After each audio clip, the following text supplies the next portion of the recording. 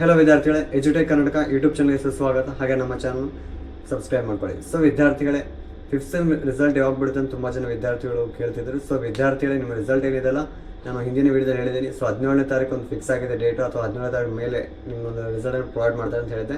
So ವಿದ್ಯಾರ್ಥಿ VT ಅವರು ಹಾಗೆ ನನಗೆ ಸಂಬಂಧಪಟ್ಟ ಇಲಾಖೆದವರು ತಿಳಿಸಿದ್ದಾರೆ. ಸೊ ಫಿಫ್ತ್ ಸೆಮ್ ರಿಸಲ್ಟ್ ಏನಿದೆಲ್ಲ 2022 ಸ್ಕೀಮ್ಗೆ ಸಂಬಂಧಪಟ್ಟ ವಿದ್ಯಾರ್ಥಿಗಳ ಒಂದು ರಿಸಲ್ಟು 17ನೇ ತಾರೀಕು ಮಂಡೇ 8 ಗಂಟೆ ಒಳಗಡೆ ನಿಮ್ಮ ರಿಸಲ್ಟನ್ನು ಪ್ರೊವೈಡ್ ಮಾಡ್ತೀವಿ ಅಂತ ಹೇಳಿದ್ದಾರೆ. ಸೊ ಆ ಒಂದು ವಿಡಿಯೋ ಏನಿದೆಲ್ಲ ಅಪ್ಲೋಡ್ ಮಾಡ್ತೀನಿ. ಸೊ ಹಾಗೆ ಡಿಸ್ಕ್ರಿಪ್ಷನ್ ಲಿಂಕನ್ನು ಕೂಡ ಪ್ರೊವೈಡ್ ಮಾಡಿರ್ತೀವಿ ವಿದ್ಯಾರ್ಥಿಗಳೇ. ಸೊ ಆ ಲಿಂಕ್ ಮುಖಾಂತರ ನೀವು ಯಾವಾಗ ಬೇಕಾದರೂ ನಿಮ್ಮದು ಫಿಫ್ತ್ ಸೆಮ್ ರಿಸಲ್ಟ್ 2022 ಸ್ಕೀಮಿಗೆ ಸಂಬಂಧಪಟ್ಟಂತಹ ಆ ಇಯರಲ್ಲಿ ಯಾವಾಗ ಬೇಕಾದ್ರೂ ನಿಮ್ಮ ಒಂದು ರಿಸಲ್ಟನ್ನು ಚೆಕ್ ಮಾಡ್ಕೋಬೋದು. ಹಾಗೆಯೇ ಅದ್ರದ್ದು ಬೇಕಾದ್ರೆ ಮಾರ್ಕ್ಸ್ ಕಾರ್ಡ್ ಬೇಕಾದ್ರೆ ಡೌನ್ಲೋಡ್ ಮಾಡ್ಕೋಬೋದು ಯಾವಾಗ ಬೇಕಾದ್ರೂ ಬಂದು. ಸೊ ಲಿಂಕನ್ನು ಹಾಗೆ ಡಿಸ್ಕ್ರಿಪ್ಷನಲ್ಲೇ ಇಟ್ಟಿರ್ತೀನಿ.